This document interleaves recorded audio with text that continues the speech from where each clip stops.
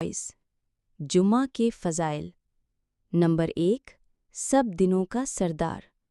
रसूल अल्लाह सल्लल्लाहु अलैहि वसल्लम ने फरमाया, जुमा का दिन दिनों का सरदार और अल्लाह के नज़दीक सबसे अजीम दिन है। इब्ने माजा।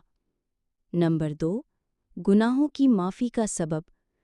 जो शख्स जुमा के दिन गुस्ल करे, मस्जिद जाए, खुतबा सुनकर नमाज पढ़े, उसके एक जुमा से दूसरे जुमा तक के गुनाह माफ़ कर दिए जाते हैं। बुखारी, मुस्लिम। नंबर 3, दुआ की कबूलियत का ख़ास वक्त। जुमा के दिन एक ऐसा लम्हा होता है जिसमें मांगी गई दुआ कबूल होती है। बुखारी, मुस्लिम। नंबर 4, दुरूद शरीफ का खुसूसी हुक्म।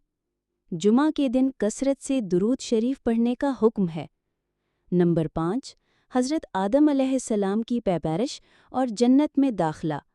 जुमा के दिन ही हज़रत आदम अलैहिस्सलाम पैदा हुए और जन्नत में दाखिल किए गए। मुस्लिम। जुमा के दिन के मसनून अज़कार और आमाल। नंबर 1, सुबह से शाम तक आम अज़कार। इस्तिग़फ़ार। अस्तग़फ़िरुल्लाह व अतूबु इलैहि। मैं अल्लाह से बख्शिश मांगता हूँ और उसकी तरफ तौबा करता हूँ।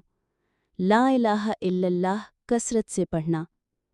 सुब्हानल्लाह, अल्हम्दुलिल्लाह, अल्लाहु अकबर 100 मरतबा। नंबर 2, जुमा के दिन ख़ास अज़कार। सूरत अल-कहफ़ की तिलावत।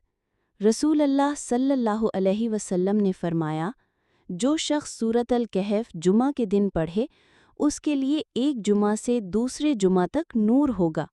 हाकिम।